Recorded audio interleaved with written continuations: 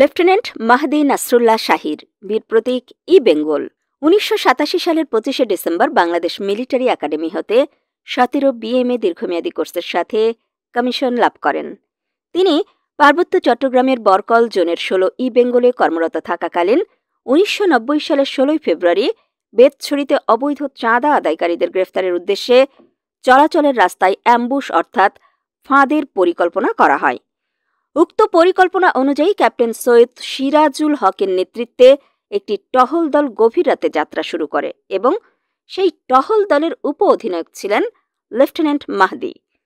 লক্ষ্যস্থলে পৌঁছানোর পর দলের অধিনায়ক টহল দলটিকে ছোট ছোট উপদলে বিভক্ত করে অবস্থান নিতে নির্দেশ দেন।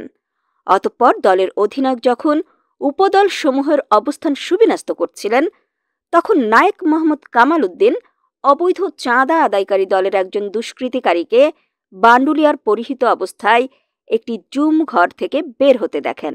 এ সময় টহল অধিনায়ক সন্ত্রাসীদের আরও সদস্য জুম ঘরে অবস্থান করছে বলে অনুমান করেন এবং অ্যাম্বুশের পরিবর্তে জুম ঘরে রেইড করার পরিকল্পনা করেন।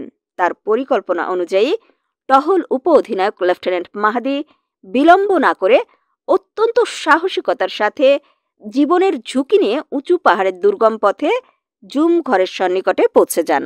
এ সময় তার সাথে ছিলেন ল্যান্স নায়েক মোহাম্মদ মতিউর রহমান। ক্যাপ্টেন সৈয়দ সিরাজুল হক এবং সিপাহী মোহাম্মদ মোজাম্মেল হোসেনও লেফটেন্যান্ট মাহদিকে অনুসরণ করে জুম ঘরের নিকটে পৌঁছে যান এবং উভয় দল একসাথে অতর্কিতভাবে দুষ্কৃতিকারীদের ঘিরে ফেলেন। ঘটনার আকস্মিকতায় দুষ্কৃতিকারীরা আতঙ্কিত হয়ে পড়ে এবং সেনাবাহিনীর নিকট আত্মসমর্পণ করে। এই সফল অভিযানে অবৈধ অর্থ আদায়কারী ৪ জন সদস্যকে গ্রেফতার করা হয়। সেই সাথে একটি এসএমজি, ৩টি ম্যাগজিন সহ ৯০ রাউন্ড অ্যামুনিশন, অবৈধ চাঁদার অর্থ এবং গুরুত্বপূর্ণ কিছু কাগজপত্র উদ্ধার করা হয়। পরবর্তীতে ১৯৯১ সালের ২২শে মার্চ তৎকালীন মহামান্য রাষ্ট্রপতি লেফটেন্যান্ট মাহদি নাসরুল্লাহ শাহিরকে অভিযানে অনুকরণীয় সাহসিকতা ও বীরত্বের পরিচয় রাখায় বীর প্রতীক খেতাবে ভূষিত করেন।